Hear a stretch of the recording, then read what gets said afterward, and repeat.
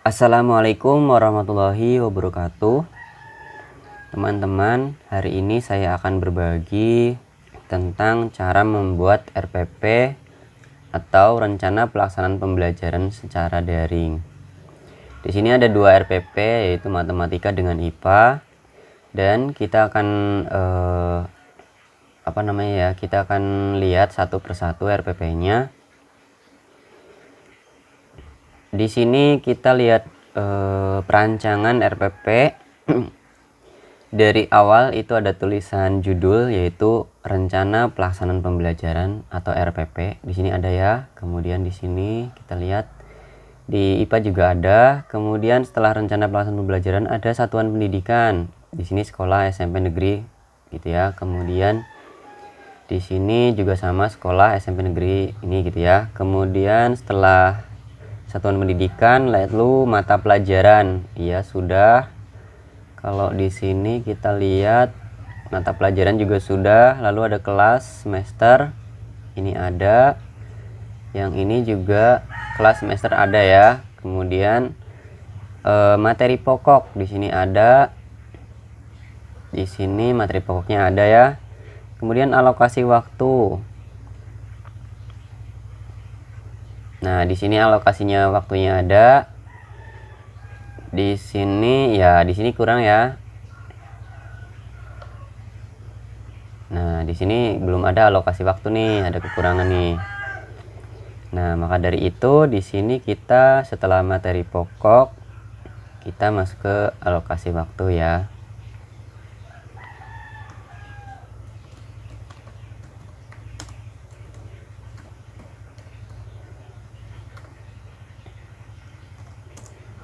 Nah, seperti ini misalkan alokasi waktunya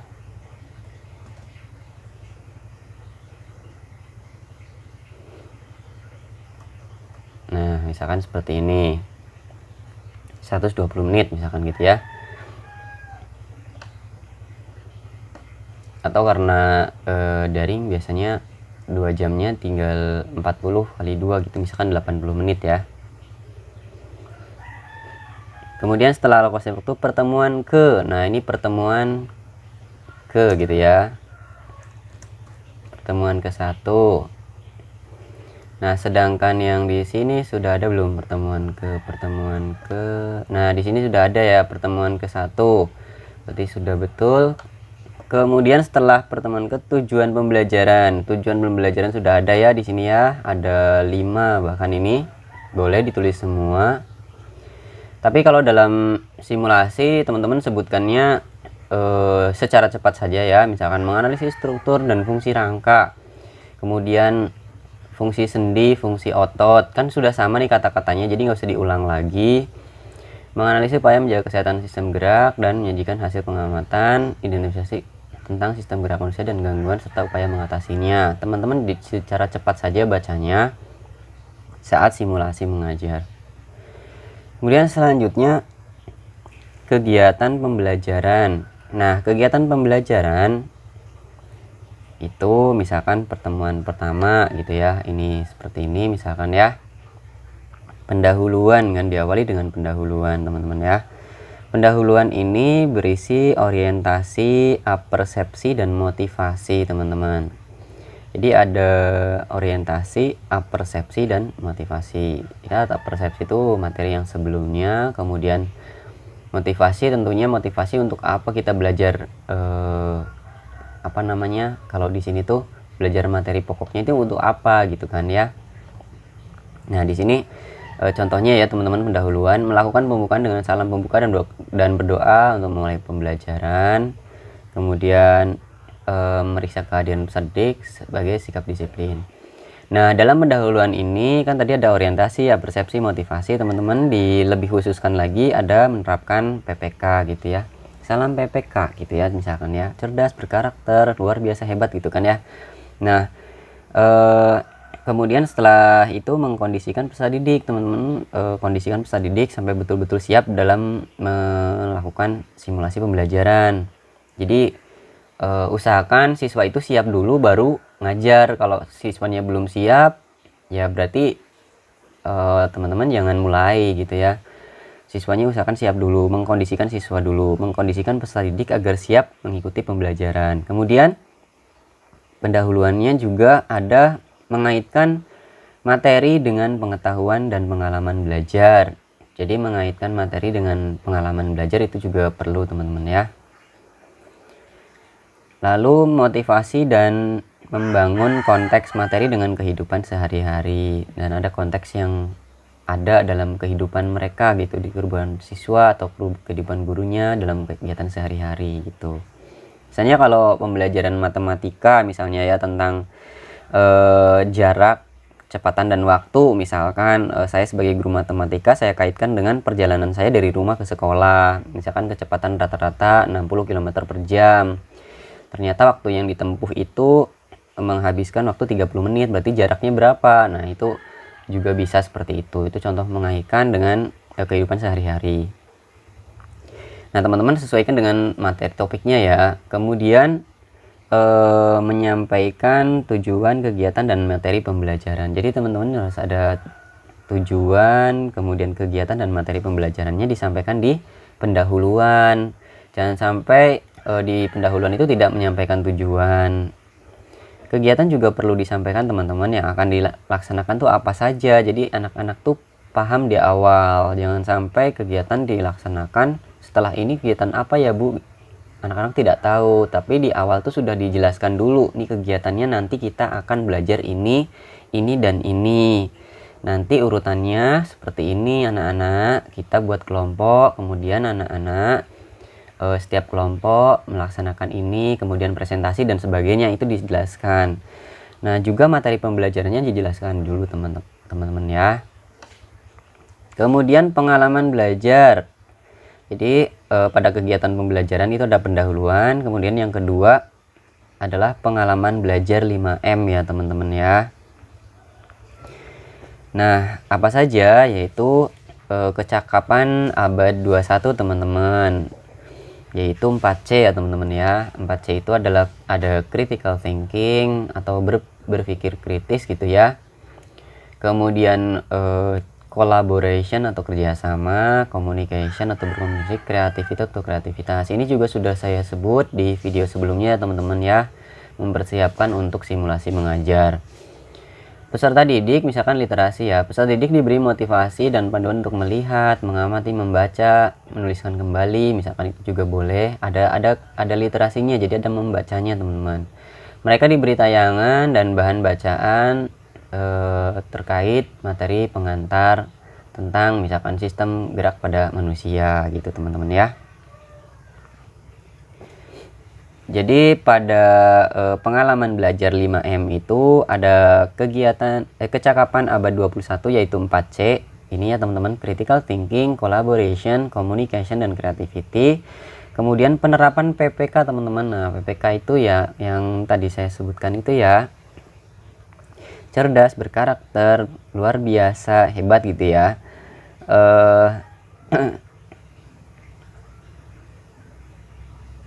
Menyenangkan gitu Pak ya. Kemudian literasi teman-teman, literasi juga sangat diperlukan teman-teman, apalagi zaman sekarang literasi dan numerasi itu sangat dibutuhkan. Lalu kegiatan penutup teman-teman, pada kegiatan penutup ini ada kesimpulan dan refleksi, kemudian evaluasi umpan balik, tugas terstruktur atau tugas tidak terstruktur gitu ya pada penutupan tuh. Kemudian informasi pembelajaran selanjutnya disampaikan. Pertemuan kedua itu apa nanti kalau sudah pertemuan pertama. Untuk penilaian teman-teman, di sini ada sikap spiritual dan sosial gitu ya, penilaian pengetahuan, penilaian keterampilan. Kita bahas satu persatu dari yang tadi teman-teman ya, literasi. Kegiatan inti pada kegiatan literasi, misalnya peserta didik diberi motivasi panduan untuk melihat, mengamati, membaca, menuliskan kembali. Mereka diberi tayangan dan bahan bacaan terkait materi pengantar tentang sistem gerak pada manusia. Ini untuk kegiatan literasi teman-teman. Kemudian critical thinking, berpikir kritis. Misalkan guru memberikan kesempatan untuk mengidentifikasi sebanyak mungkin hal yang belum dipahami, mulai dari pertanyaan faktual sampai ke pertanyaan yang bersifat hipotetik. Pertanyaan ini harus tetap berkaitan dengan materi pengantar tentang sistem gerak pada manusia. Misalkan ini tentang materinya pengantar sistem gerak manusia gitu ya. Jadi anak-anak tuh berpikir kritis teman-teman. Ini untuk critical thinking, setiap materi beda-beda ya teman-teman ya. Kolaborasi atau kerjasama, peserta didik dibentuk dalam beberapa kelompok untuk mendiskusikan, mengumpulkan informasi, mempresentasikan ulang, dan saling bertukar informasi mengenai pengantar tentang sistem gerak pada manusia. Nah, di sini sudah ada kata-kata mendiskusikan. Nah, mendiskusikan ini berarti udah masuk ke kolaborasi. Mengumpulkan informasi juga ini sudah pasti, dalam mengumpulkan informasi itu ada kolaborasi ya antar teman ya. Mempresentasikan ulang ini biasanya bersama teman-temannya, mempresentasikan di depan gitu dengan memperkenalkan temannya gitu ya. Dan saling bertukar informasi, tentunya ini juga ada tanya jawab mungkin ya, seperti itu. Kalau berkomunikasi, peserta didik mempresentasikan hasil kerja kelompok. Nah, ini hampir sama sih dengan ini juga ya. Mempresentasikan artinya ini hasil kerja kelompok dan itu secara klasikal, misalnya di kelas, di depan kelas gitu ya teman-teman ya. Mengumpulkan pendapat atau presentasi yang dilakukan kemudian ditanggapi kembali oleh kelompok lain. Ini juga bisa tanya jawab, juga ini udah termasuk berkomunikasi dengan kelompok lain ya teman-teman ya. Kalau kerjasama kan antar kelompok tadi ya, saling bertukar informasi dengan kelompoknya, kemudian mempresentasikan ulang, misalkan di kelompoknya tuh mau mempresentasikan, saya coba presentasi dulu di depan kelompok kita gitu, nanti kita komunikasikan di depan kelompok satu kelas, misalkan seperti itu. Jadi ada kerjasama dulu nih di kelompok kita nih, saling memberi masukan, oh jangan kayak gitu presentasinya, nanti bagusnya seperti ini. Nah, itu udah diskusi teman-teman, kerjasama. Beda dengan komunikasi, atau komunikasi ini lebih luas lagi teman-teman ya. Berkomunikasi ini bisa secara klasikal ya teman-teman ya, mengumpulkan pendapat atau presentasi lalu kemudian ditanggapi kembali oleh kelompok atau individu yang mempresentasikan. Nah, ini juga bisa secara luas ya teman-teman ya. Kemudian kreativitas atau kreativitas, guru dan peserta didik membuat kesimpulan tentang hal-hal yang telah dipelajari terkait pengetahuan tentang sistem gerak pada manusia. Peserta didik kemudian diberi kesempatan untuk menanyakan kembali hal-hal yang belum dipahami. Nah, ini kreatif teman-teman. Jadi membuat kesimpulan ini dan peserta didik loh ya, tidak hanya guru yang membuat kesimpulan tetapi juga dan peserta didik. Hal yang telah dipelajari apa saja yang terkait dengan pengantar tentang sistem gerak pada manusia. Peserta didik kemudian diberi kesempatan untuk menanyakan kembali hal yang belum dipahami. Ini ada nilai kreatifnya teman-teman. Jadi kalau dalam materi itu setiap mapel beda-beda teman-teman ya. Dalam kreativitas misalkan dalam materi matematika misalkan membuat kerangka bangun, itu mereka sebetulnya membuat saja udah masuk ke kreativitas ya teman-teman ya. Mereka menulis, menggambar, kemudian membuat kerangka kubus, itu masuk ke kreativitas, karena setiap anak-anak memiliki kreativitas berbeda-beda. Ada yang membuat kerangka kubusnya menggunakan lidi, ada menggunakan bambu yang dipotong-potong gitu, ada yang menggunakan tusuk sate gitu ya, ada menggunakan bekas es krim gitu teman-teman ya.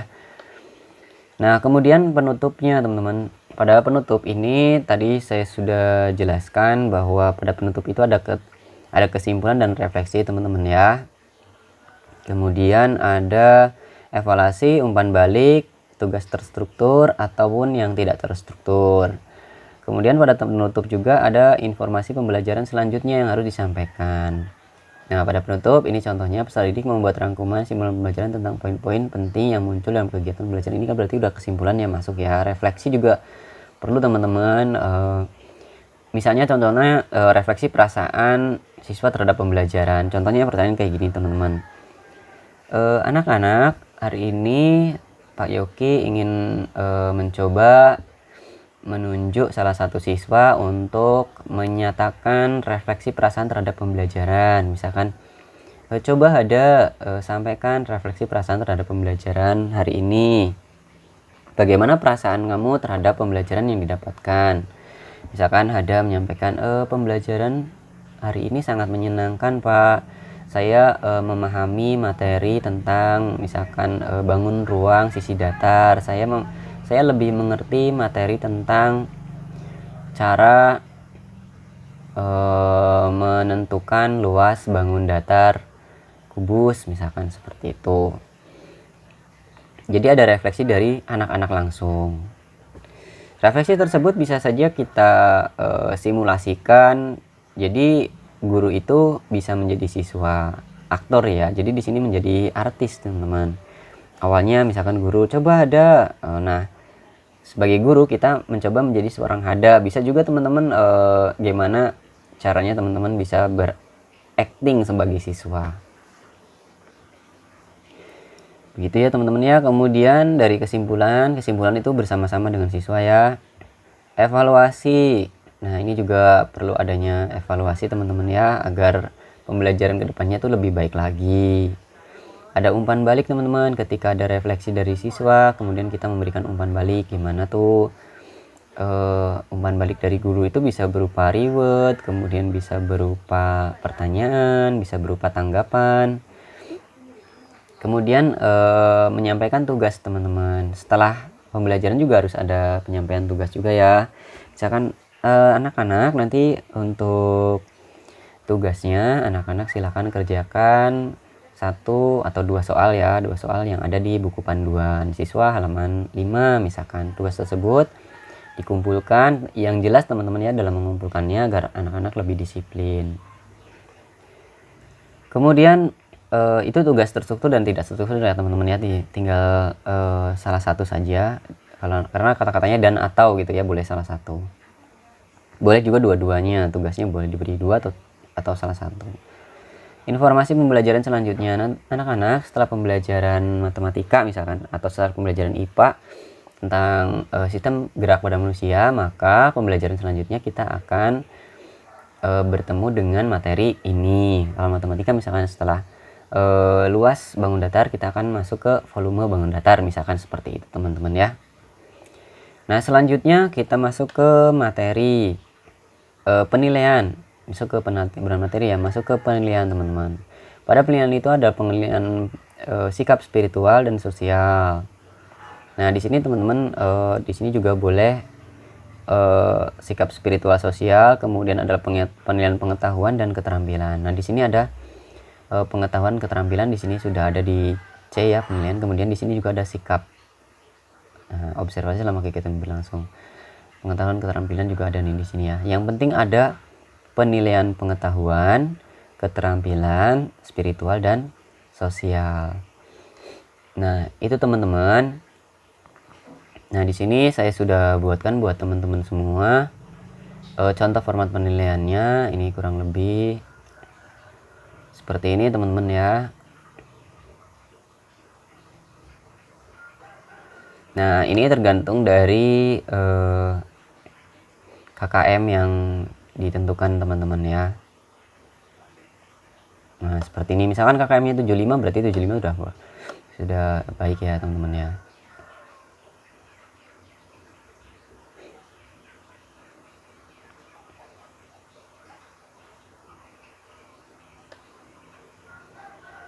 Ini hanya contoh saja teman-teman ya. Nah, teman-teman nanti bisa pelajari sesuai dengan KKM dari mapelnya teman-teman ya.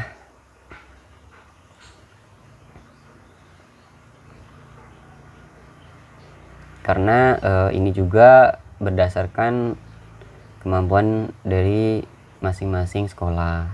Kami juga kemarin menentukan KKM matematika di 68 teman-teman. Ini contoh penilaiannya teman-teman. Jadi kalau menurut saya ya, kalau untuk persiapan guru penggerak itu cukup ini ya penilaian. Kemudian sama ini sudah sama RPP gitu ya. Udah lengkap nih teman-teman.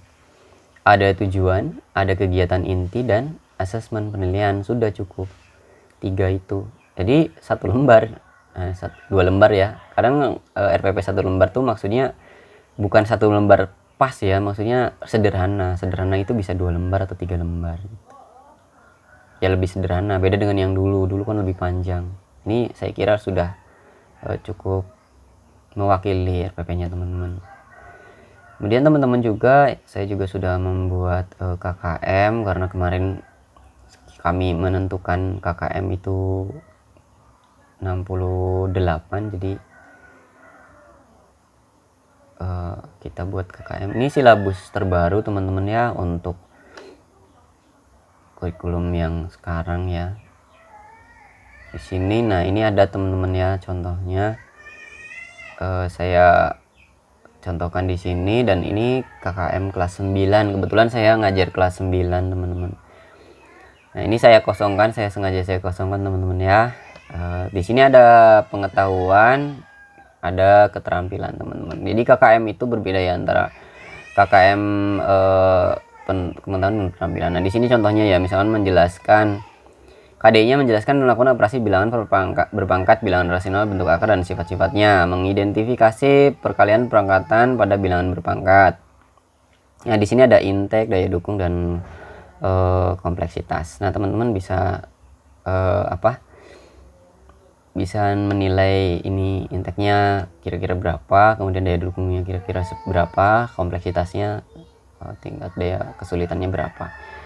Nah di sini teman-teman ada yang contoh-contoh, mungkin ini sederhana seperti ini teman-teman ya. Kemudian keterampilan juga ini kurang lebih seperti ini KD-nya. Nah teman-teman yang membutuhkan file ini, teman-teman bisa chat di kolom deskripsi, ada nomor WA saya ya teman-teman ya. Sekali lagi file ini saya buat gratis untuk teman-teman semua. Silakan teman-teman yang menginginkan file ini bisa chat ke nomor yang ada di kolom deskripsi teman-teman. Dan satu perangkat file ini yang saya contohnya, contoh RPP 2 Mapel ini, maksudnya ada IPA, ada matematika yang tadi saya sampaikan itu, teman-teman bisa dapatkan ya. Ini untuk matematika teman-teman, saya sudah membuatnya ini. Tuh saya harap sampai bisa 1 lembar sih teman-teman, jadi hanya 1 lembar. Ini untuk 1 semester teman-teman ya, semester ganjil. Tapi sekali lagi saya tutup nama saya di sini teman-teman. Covernya saya sederhana saja seperti ini.